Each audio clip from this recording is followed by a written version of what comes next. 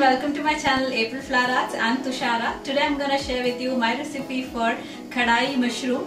It is a restaurant style delicious mushroom curry. Let's see the ingredients first.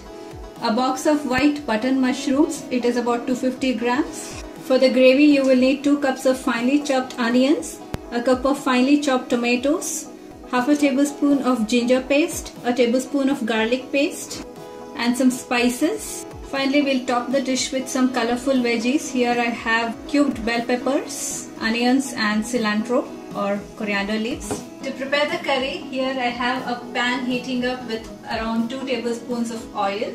To the oil, I'll also add around half a tablespoon of butter to get that restaurant-like taste, but it's optional.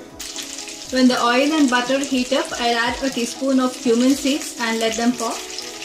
Next, I'll add the chopped onions, a teaspoon of salt, and we'll saute the onions until they are soft.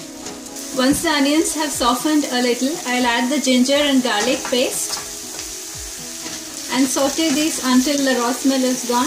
Once the raw smell of ginger and garlic has gone, we'll add the ground spices, a teaspoon of turmeric powder, a teaspoon of cumin powder, 2 teaspoons of coriander powder, a teaspoon of red chili powder or as per your taste, and a teaspoon of garam masala powder. Reduce the heat to a minimum and roast the spices slightly. Next we'll add the chopped tomatoes and we'll let the tomatoes cook until they are soft. While the gravy is cooking, we'll wash the mushrooms thoroughly. You can chop the mushrooms however you want. I'll chop them into quarters. You can even slice them. Once the tomatoes have softened, I'll add just half a cup of water and bring the gravy to a boil. So the gravy is boiling. Now we'll add the cleaned and chopped mushrooms. Mix them in gently with the gravy. So now we'll cover the mushrooms and let them cook over medium heat for about 4 to 5 minutes. Alright, it's been about 5 minutes now. The mushrooms are completely cooked.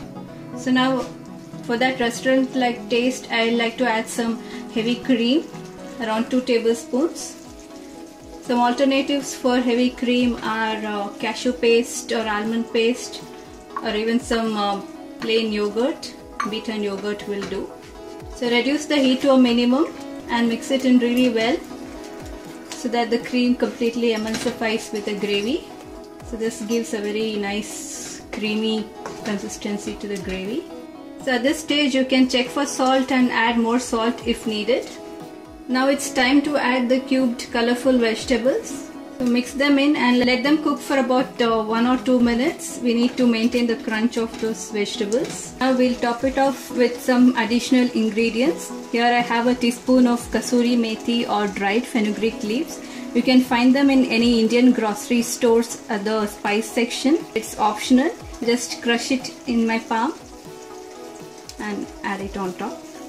Just half a teaspoon of sugar to balance the flavors. So now you can switch off the stove and garnish with lots of chopped coriander leaves or cilantro.